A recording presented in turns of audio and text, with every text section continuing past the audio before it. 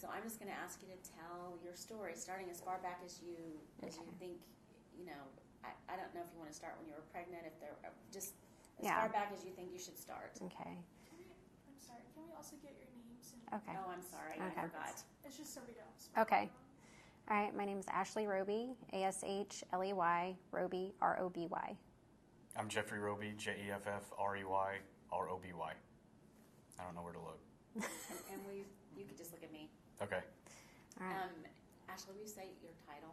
I'm with the Department of Mental Health and Substance Abuse Services. I'm the state coach and trainer for Systems of Care.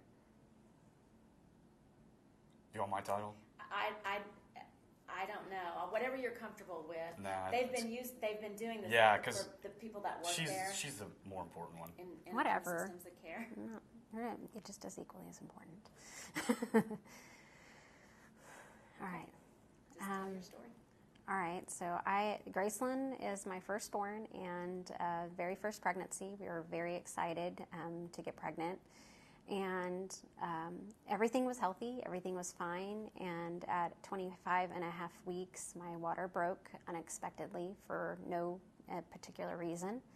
I was in labor, and I was thankful enough to get to a hospital where they could try to help me get the labor to stop, and I was hospitalized for 10 days, and then Gracelyn came into the world on April 7th of 2015.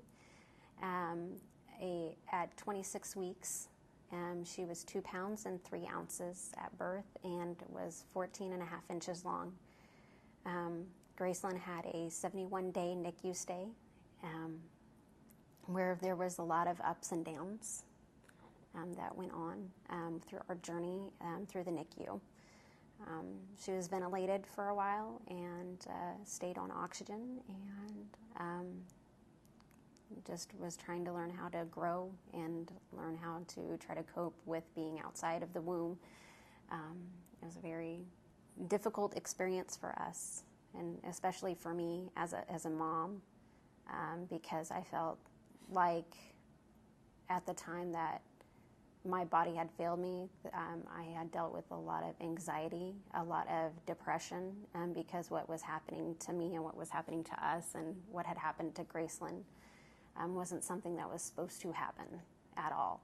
So that aspect was very difficult for me to deal with and to wrap my head around and process. This wasn't supposed to be happening to me. I was supposed to be planning a baby shower and getting a baby room ready, and all that changed in an instant. Not sure what else to talk about. Well, what happened? You said she had a 71-day NICU stay. What happened then? Do you want to? I feel like I'm talking too much. Go ahead. Okay. What happened during the NICU stay? Gracelyn did really well in the beginning, and that was really good, but there were so many ups and downs within the NICU, and that aspect, I think as a parent, is difficult. You can only touch your baby at certain times, and that's a hard thing to be told as a parent, that you really can't parent your child the way that you were imagining in your head, because your baby's so fragile and your baby has so many medical issues at the time that you can't touch them, that you can only look through them through a clear plastic box. And you see all the wires and the tubing, and you hear all the monitors beep, and every alarm that goes off, as a parent, you get scared and you freak out because you don't know what's going to happen next. And so those parts are very scary for parents to deal with. Gracelyn would do really well with us every time that we got to go visit her. She did fantastically well. We were so happy every time we got to see her. Slowly but surely, as Gracelyn got better during her stay, we would be able to touch her more, and we would be able to take her temperature and try to change her diapers that were no wider than that. And to try to do it through an incubator where you can only use your arms and only have so much room to do it. It was very interesting for us, but we got to value those times. And then eventually, when she got stronger, we could actually hold her. I think it was 10 days or so till I could actually hold her. A week. It was a week was after. it a week? Was it a week after? Mm-hmm. About a week till I could actually hold her on my chest and do skin-to-skin contact, which felt like heaven. When did you learn that there might be lasting effects of her premature birth?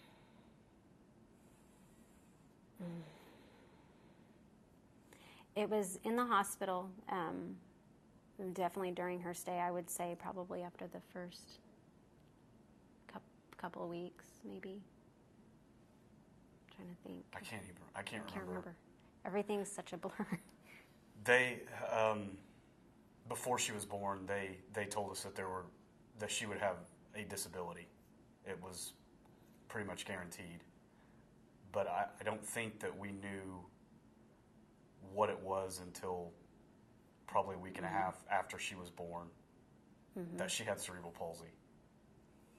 And what had happened with that, she had a brain bleed because all the veins in her brain and all over her body were so fragile and so small, and due to her birth, a few of those blood vessels had ruptured, and she had a very small brain bleed, which is a very minimal complication. They can be far worse than what we had dealt with, but she had a few small brain bleeds.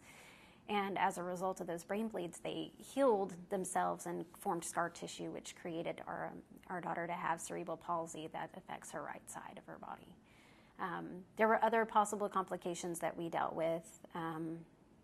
We were looking at her eyes and watching her eyes because she might have something that they called retinopathy. Retinopathy can make a baby go blind. And so that was something that eye doctors would constantly monitor her for. They were monitoring her heart because when most babies who are full term are born, their hearts have an open valve that closes. And so when those valves close after birth, the baby can actually circulate blood to their lungs, and that is and circle into the body. And that is not what happened for Graceland. She had a small murmur and a small hole in that particular closure that took a while to close. Graceland really enjoyed her oxygen. She would not. She was kind of hard for her to get off oxygen. They had to give her artificial stuff in her lungs to try to help her to get her to breathe a few times.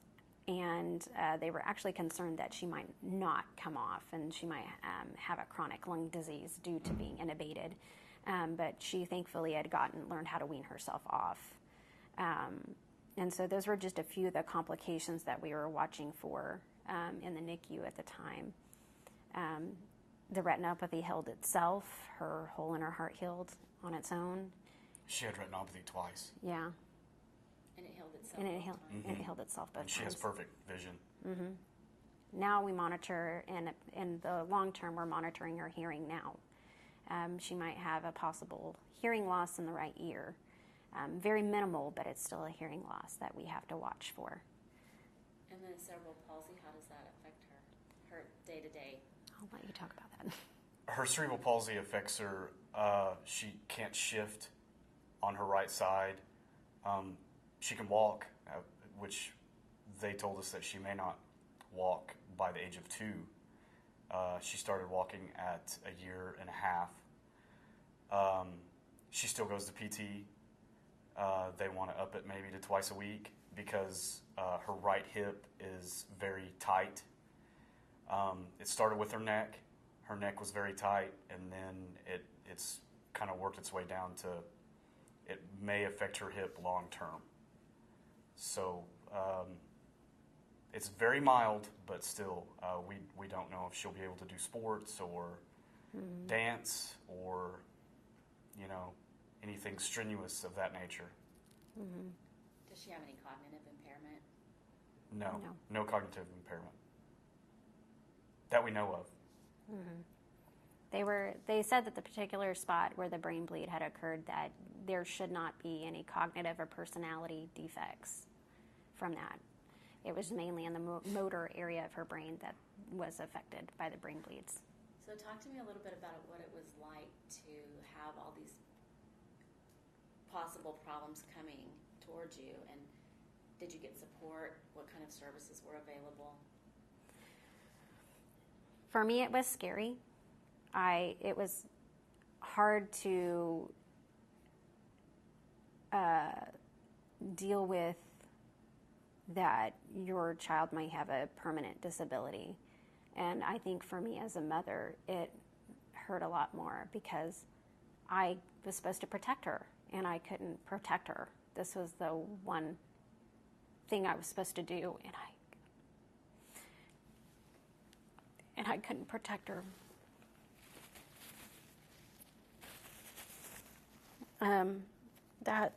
That's something I have always dealt with. Because my body had failed me in multiple ways, and that was the one place she was safe.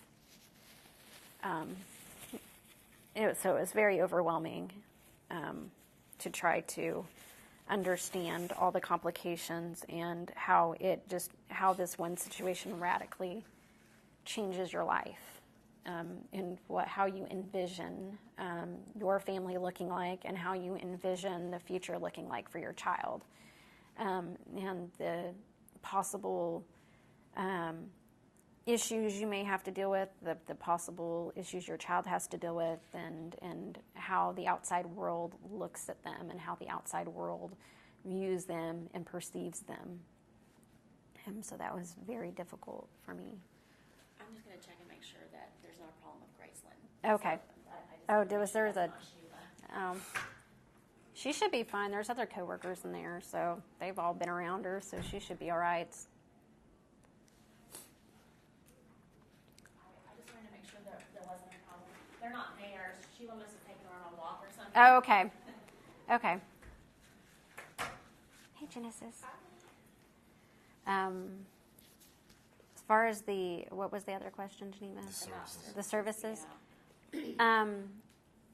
There wasn't a lot of services at the time for us as parents to talk about what we were going through, or to have support. The one support we did have was with the Oklahoma Family Network, and they had peer-to-peer supports that would come by the hospital and volunteer their time to talk to other parents, to let them know that I understand your journey, I understand what you're going through because I've been there, and to give us a brighter outlook on this is a very tough road. They call the NICU a roller coaster, and it truly is a roller coaster ride.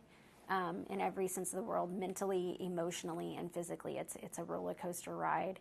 And that peer-to-peer understands that because they've lived that life. And so that was the one support that was helpful. But outside of that, there was really no other supports that were there to even help with, for us as parents to even help think of things like, can we do your laundry? Because you're not spending time at home anymore. You're spending time at the hospital. Can we mow your lawn? Do you have mail that you need to pick up? How can we help you get through this aspect of your life and get you through this season? And there really wasn't anybody that could help out with that. Did you feel that you had sufficient resources, or you knew how to find resources for Graceland? When we were discharged, what we were given was instructions on a medical device to ensure that she wasn't going to stop breathing. Which is pretty a wild concept that you get to go home with a baby and a device. So you get to be told about that, and we got to be told, here's all the follow-up and discharge appointments you need to follow up with. And if you within like 3 days. Within 3 days, and if you don't show up to these certain things, there'll be a sheriff and a DHS worker at your door. And they scoot you out the door. So in the medical world, they're very, not to place blame, but it is, the medical world's very black and white, and they tell you what you need to know, and they move you on out as you progress and your baby gets better. But there was really no, here's a support group. There's not a helpline that they can have other parents that were in our situation to talk to or to access resources. The one resource that we were able to access in the hospital was Social Security, and outside of that, that was all that we had. And so navigating, it took me to learn I already knew how to navigate some aspects of the mental health world based off my profession and what I do for a living. And so I just took those skills to learn how to navigate the medical system, calling insurance companies, calling Sooner Care, calling providers, trying to figure out what are the right questions to ask. I ended up building a binder for Graceland for the various services and the various types of providers that we would be coming in contact with, and keeping records of everything that we would possibly need for anything. And then the bills showed up. And so we were very fortunate to have my insurance and Sooner Care as a secondary insurance payer to help pay off her NICU bills, because I think everything cost over $500,000. Mm-hmm. It was roughly $1 million in services, or close to it. No, it was between Ashley's hospital stay Mm-hmm. and labor and Graceland's NICU stay. It was almost $600,000. It was pretty hefty, and if we had not had those types of know how to navigate those systems, this really could have affected our family and our way of life and how we provide for our family, because there is no way that we had that type of money to help pay for those things. We're not the Clooney's. We are not the Clooney's. Ashley, can I get you to say what field position you were? A care coordinator, right? Yes. So will you say that, but for Oklahoma Systems of Care, don't name the provider? Okay. I was a care coordinator for Systems of Care in the state of Oklahoma, and I started back in 2010. And so that aspect of being a care coordinator and learning how to help families navigate various systems was very helpful for me to try to navigate my life at a time that I didn't expect to be on the opposite side of the receiving end of receiving services. So how about now? Do you have services and supports in place? Are you still looking? Are there things missing? I think systemically there are things missing from our particular situation. I think the medical world and the medical professionals are aware of what type of mental health issues can arise for a parent postpartum, but I don't think that during the initial shock and awe of what we went through, nobody talked to me about my mental health care. I suffered postpartum depression, anxiety, and post-traumatic stress from everything that we had gone through in the traumatic way that Graceland was brought into this world. And so as a mental health professional myself, I knew what signs to look for. And so I was seeking out mental health professionals for myself while she was in the NICU, because I knew that's what I needed. And I knew if I wanted to be the best parent I could be for her, I needed to get help for myself.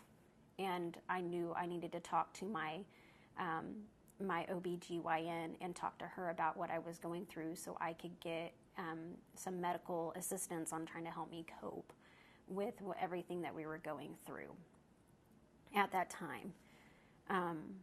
So I had to learn how to navigate the systems for me, for myself. And I think eventually for us as a couple, we've had to seek out counseling services just to cope for us as parents on how to, one, cope with what happened to us, but also how to be okay with that's what happened to us and how to cope with being a parent thereafter. And so we have sought out services for ourselves as well to get a handle on that. Is there anything else you want to tell me about that time? Sure. From a male standpoint, it was a challenge because I didn't have anybody to talk to. Of course, the mother needs, the most, the most services out there. But from a male standpoint, and from a dad's standpoint, you don't have control, like you want to.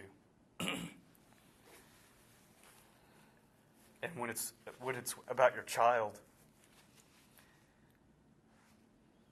there was just nobody to talk to about it. I had to just do it. But it really put a strain on me, and it still has.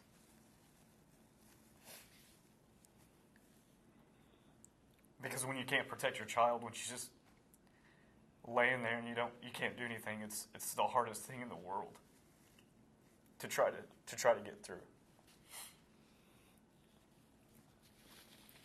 I guess that's all. And I don't want to speak out of turn, but I think it was hard for Jeff as well, that the sense that he had to go back to work a lot sooner than I had. I had 4.5 months off of work to deal with everything and to try to bond with Graceland. And Jeff was trying to balance work, try to take care of what was going on at home, to try to keep our household running while I was in the hospital with Graceland. And then when he could, he would come and see us and come and be together as a family. And so that was a very difficult time, and he was on survival mode as much as I was. And then when we came home with Graceland, I had a hard time bonding with her, and even in the NICU, I had a hard time being away from her. And Jeff had to support me through that, even though he's going through his own journey and battling his own emotions on what's going on and processing what's going on. He had to try to be strong for me. And he had to go to the hospital and be strong for me in Graceland. And there was really not a safe place for him to try to have somebody be strong for him when he was being strong for everybody else. And so that's, in the dad's role, that's a very big battle to take on when you're going through something like this. Fortunately, Graceland bonded with me when she came home more than she did Ashley. Mm-hmm. I say fortunately because at least she bonded with one of us. Mm-hmm. But it was very hard, very difficult for Ashley. Mm-hmm. Of course. I don't know what she went through. I'm not a mom. I can just only say that I had to be there for both of them and everybody else. And it's very difficult to go through. Mm-hmm. Short of losing a child, I mean, it was the worst experience of my life. And I also I thought of another thing to kind of talk about. We're editing, so. Oh, yeah. I think what really bothered me the most was the being discharged from the hospital. They gave me an extra day to stay, which was nice because I was very close by Graceland's, where Graceland was staying. But the day that you get released, you're supposed to go home with a baby, and you don't get to go home with your baby. You get to watch other moms get wheeled off in a wheelchair with their baby in their arms, and you don't get to take yours home. And that's probably the most heart-wrenching thing to have to do, was to leave your child in care of somebody else, and praying that they're protected, and praying that while you're not there, that they're safe, and that they're loved, and that they're talked to, and that they're being treated right, because you can't be at the hospital all the time. And that was something I was very aware of, that I couldn't be there. I had to take care of myself. I had to try to do what I could for her away from the hospital. So that was a hard thing that kind of kicked off everything else that I was dealing with, was that particular moment. And thereafter, being home without her was hard. Sometimes people say that it should be easy because you don't have a baby that wakes up every couple of hours. But to be honest, every couple of hours I was up like a new mom was, to provide food for my child, and to try to pump and try to create food for my child so that way I could give it to the hospital staff. And so there were many sleepless nights, even though my child was somewhere else, people think I should sleep, but there was no rest at all for us. I don't think people realize that your milk comes in because there's a baby there. Mm-hmm. So, I had the same experience. And so you're trying desperately to keep Yes. but you're not around the baby, and you have to be That around was the baby. And that's what I was talking to Jerry about yesterday. Yesterday morning, if a mom goes through that experience and feels like their body failed them, you want to try to do everything you can to try to make it right. Yes. And so the one way you feel like you have control over the situation of your child being born premature is you try to provide milk for your child. Because your milk is unique to your baby, and it's special to your baby. And so that was something that was stressed. And so the NICU nurses and the postpartum staff would all try to teach me how to do this thing that I was supposed to do, but my body wasn't meant to do it right now. So I had to train my body and try to train my brain that this is what I was naturally meant to do. And so that was a challenge because of the separation and the lack of bonding and attachment that Graceland and I had created a barrier for me to try to produce as much milk as I could for her to try to help and save her life. And that was something that I wrestled with as well, because it didn't work out the way I wanted it to. And I didn't produce all this milk, and I felt like a failure. I felt like, again, my body had failed me, so it reinforced that for me. And it made it even harder for me to try to bond with Graceland. And I did everything I could to try to make it work. Pictures. I made a slideshow on my phone, and every time I went through that slideshow, I was reminded of everything that happened, and I would just hysterically cry in the living room trying to produce milk at 2 o'clock in the morning. So it was not the easiest of efforts. And Graceland and I, even when she was home, we didn't have the most nurturing and breastfeeding journey. She had complications of having lip ties and tongue ties and losing weight, and my milk supply tanked. And it made it very difficult for me and for her. She was losing weight, had acid reflux, didn't sleep well, was hungry all the time, and I didn't realize what was going on until way later, that this was her being able to feed properly it wasn't working, and so we had to get help and get a dentist to try to help us out. So she could, and even when she was home, she was failure to thrive, if you can believe it or not, for 18 months of her life. Was a failure to thrive baby, and we were not parents that are neglectful or abusive. We're very caring, nurturing parents, I'd like to think. And so that was interesting to have that diagnosis among the many other diagnoses on Graceland's chart was failure to thrive. Because as a parent, you want to protect your child, and that we're doing everything we can, and it's not working. And so that was a hard issue to deal with. But now you look at her and you can't even tell that this girl lived in a hospital for her first 2 months of life. Tell me more about where you are now. Where we are now? Oh, wow.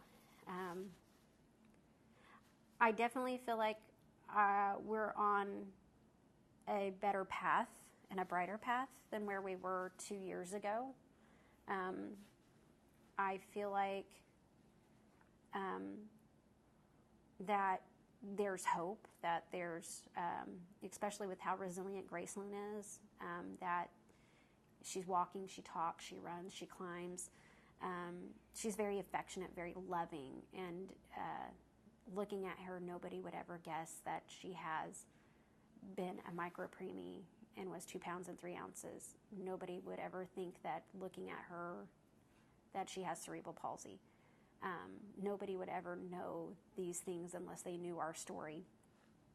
And now I want to be able to be in a place where I can help other moms and other parents that have been through a situation like ours and help them through it, to let them know that it's hard right now and it is a roller coaster ride, but there is going to be the light at the end of the tunnel to where you can live a somewhat typical life for yourself and for your family.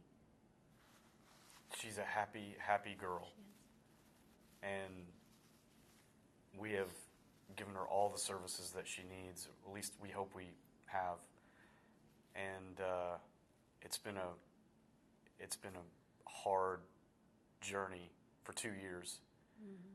But yeah, I agree. I think that we're on a really good path right now, and she just amazes me every day. Mm-hmm.